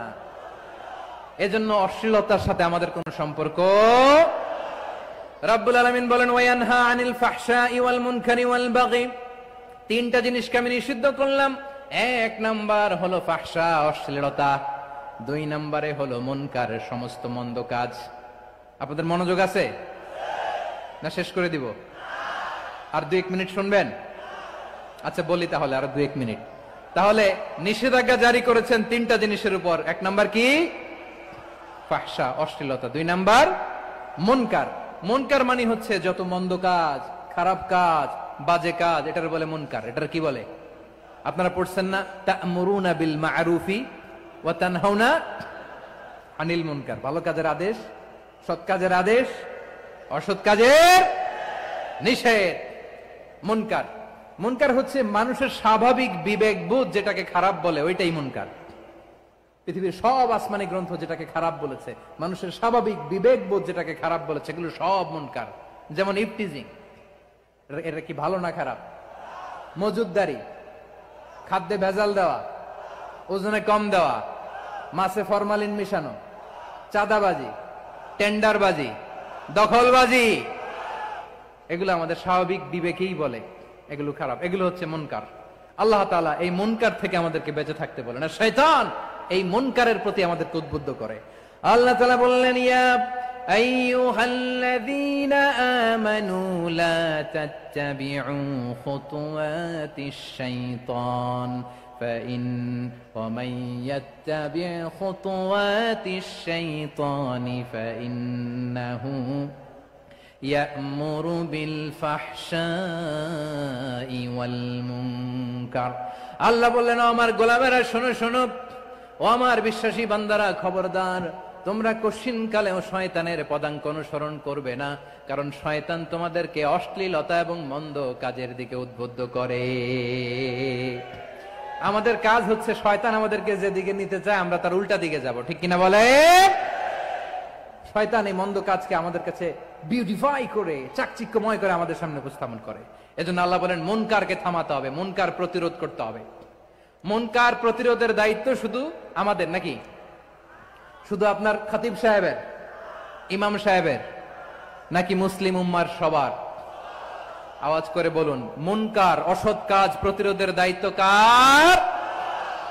রাব্বুল আলামিন বলেন, কুনতুম খায়রা উম্মাতিন উখরিজাত লিন-নাসি তা'মুরুনা বিল মা'রুফি ওয়া তানহাউনা আনিল মুনকার।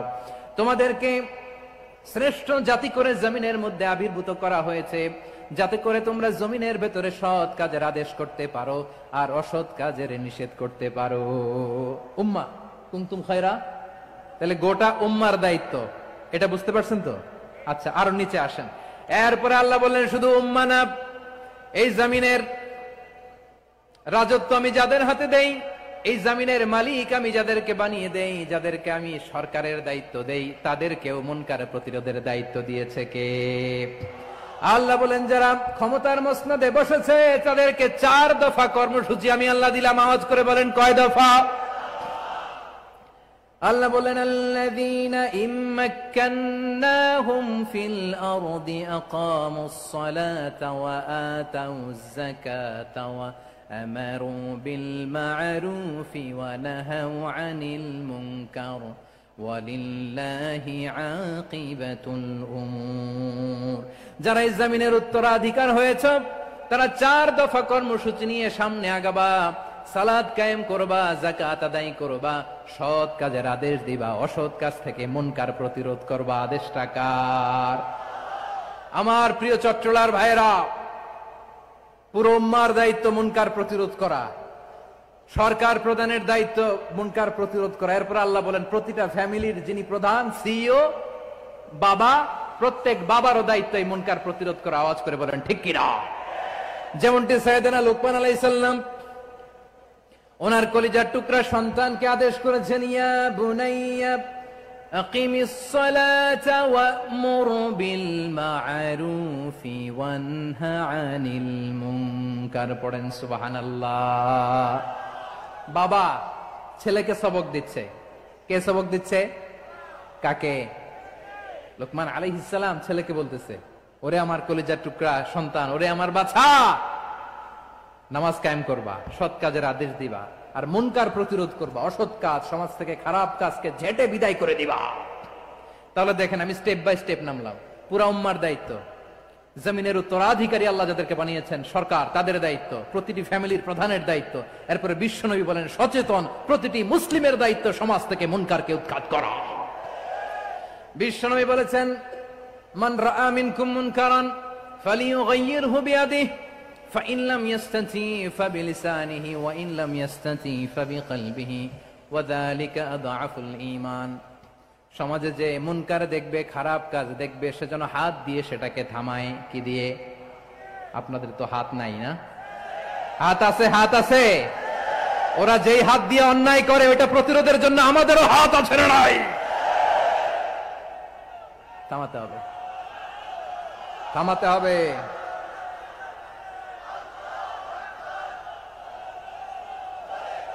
বসুন আমার প্রিয় ভাইয়েরা, ওরা ওদের যে হাত দিয়ে টেন্ডারবাজি করে, চাঁদাবাজি করে, ইফটিজিং করে, দখলবাজি করে, যে হাত দিয়ে, ওই মুনকার থামায় দেওয়ার জন্য আল্লাহর দেয়া আমাদেরও দুটি হাত আছে না নাই? আমাদেরও হাত আছে। থামাইতে হবে, থামাইতে হবে, হিম্মত করতে হবে। আমার প্রিয় ভাইয়েরা, না থামালে আমরাই ডুববো শেষমেশ। আমাদের বাঁচার জন্য হলেও থামাইতে হবে।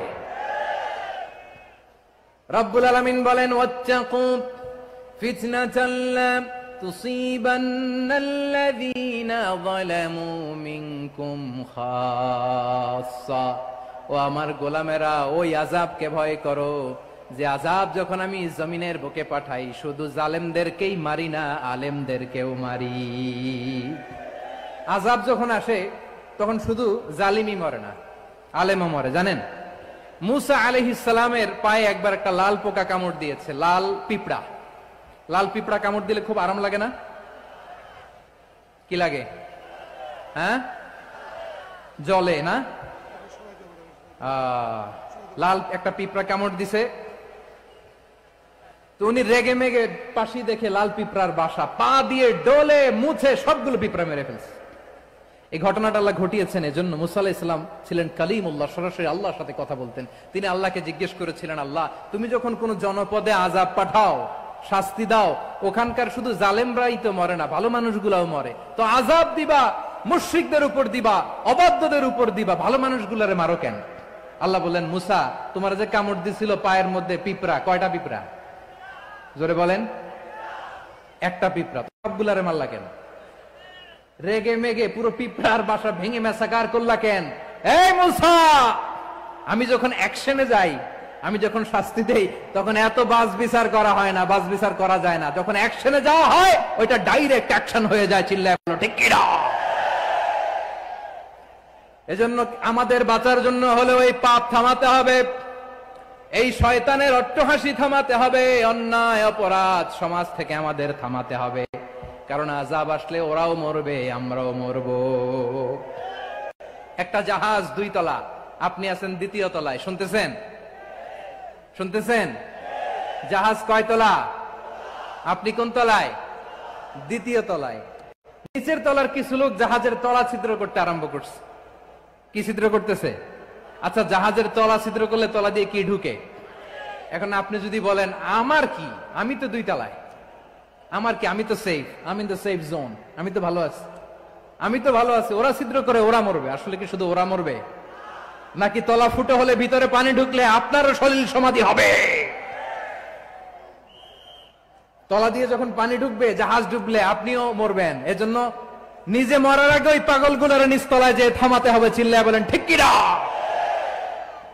এজন্য আল্লাহ বললেন মুনকার প্রতিরোধের দায়িত্ব সমাজের টপ টু বটম সবার। পুরো উম্মার দায়িত্ব, সরকার প্রধানের দায়িত্ব, প্রতিটি ফ্যামিলির প্রধান বাবার দায়িত্ব, বিশ্বনবী বললেন প্রতিটি সচেতন মুসলিমের দায়িত্ব। এজন্য মুনকার প্রতিরোধ করার দরকার আছে না নাই? সমাজে এই যে ইফটিজিং হয়, আপনার বোনের বয়সী একটা মেয়েকে কিছু বকাটে টিটকারি করে, এই বলে সেই বলে, নোংরা কথা বলে, রাস্তায় দেখেও আপনি পাশ দিয়ে না দেখার মতো চলে যান কেন? আপনি দাঁড়ান না কেন? আপনি দাঁড়ালেই তো থেমে যাবে, কারণ সত্যের যে শক্তি তার সামনে মিথ্যা মুখ থুবড়ে পড়ে। আপনার সামনে ও কিছুই না, নাথিং। আপনি দাঁড়ান, ওকে প্রশ্ন করেন যে আমার বোনকে তুমি ডিস্টার্ব করো কেন? আপনাকে দেখে আরো 5 জন দাঁড়াবে, 5 জনকে দেখে আরো 10 জন দাঁড়াবে। আমাদের নীরবতা আর আমাদের নিশ্চুপ থাকাই জালিমদেরকে আরো শক্তিশালী জালিম বানিয়েছে। এজন্য মুনকার প্রতিরোধের দায়িত্ব আমাদের সবার। টেন্ডারবাজি, চাঁদাবাজি, দুর্নীতি, অপরাধ, দখলদারিত্ব, মজুদদারি, এগুলো সবকিছু একসাথে প্রতিরোধ করতে হবে, ঠিক কিনা বলেন? একটা মানবিক সমাজ যদি চাই, প্রতিরোধ করতে হবে। প্রিয় ভাইয়েরা, আল্লাহর শপথ নিয়ে বলি, এই নাসিহাত গুলো সবার জন্য, সব দলের জন্য, সব মতের মানুষের জন্য। আমরা কোন দলের প্রতি মানুষকে ডাকি না, আমরা ডাকি ইসলামের দিকে। সব দলের, সব মতের, সব মানুষদেরকে আমরা আহ্বান জানাই, আসুন আমরা একটা সুন্দর সমাজ বিনির্মাণ করি। এই যে নতুন বাংলাদেশের এক সুযোগ এসেছে, আর জীবনে হয়তো আসবে না, সামনের 100 বছরে এই সময় আসবে না। আসুন দেশটাকে আমরা সাজাই, আসুন আমরা দুর্নীতি বন্ধ করি, আসুন আমরা চাঁদাবাজি বন্ধ করি, আসুন আমরা দখলদারিত্ব বন্ধ করি, আসুন আমরা এক দল আরেক দলকে নিশ্চিহ্ন করার যে রাজনীতি, এটা বন্ধ করি। সব দলের প্রতি আমার আহ্বান। আমি কিছুদিন আগে একটা নিউজ দেখলাম, ওই যে লন্ডনে বসে জনাব তারেক রহমান সাহেবকে আমি ধন্যবাদ দিতে চাই। উনি সংবাদ শোনা মাত্রই ওনার দলের অনেক চাঁদাবাজকে উনি বহিষ্কার করেছেন। I do appreciate. প্রতিটি দলের এরকম ইনিশিয়েটিভ নেওয়ার দরকার আছে না নাই? যে কোনো দলে এই প্র্যাকটিসটা থাকার দরকার আছে না নাই? চাঁদাবাজদের সাথে আপনারা নিজেদেরকে মুক্ত ঘোষণা করবেন যে এরা আমার দলের কর্মী হতে পারে না। আমরা চাঁদাবাজ মুক্ত বাংলাদেশ চাই, জুলুম মুক্ত বাংলাদেশ চাই, ফ্যাসিজম মুক্ত বাংলাদেশ চাই, গুণ খুন খারাপি মুক্ত বাংলাদেশ চাই। আমরা নতুন ভোরের বাংলাদেশ চাই। ওই বাংলাদেশ পাওয়ার জন্য মুনকার প্রতিরোধে, অন্যায় প্রতিরোধে যদি বাঘের বাচ্চার মতো, আবু সাইদের মতো 2 হাত উঁচু করে, বুককে টান টান করে প্রসারিত করে দাঁড়াতে হয়, রাজি আছো মুসলমান? কারা কারা রাজি? আল্লাহকে হাত দেখিয়ে প্রতিজ্ঞা করো।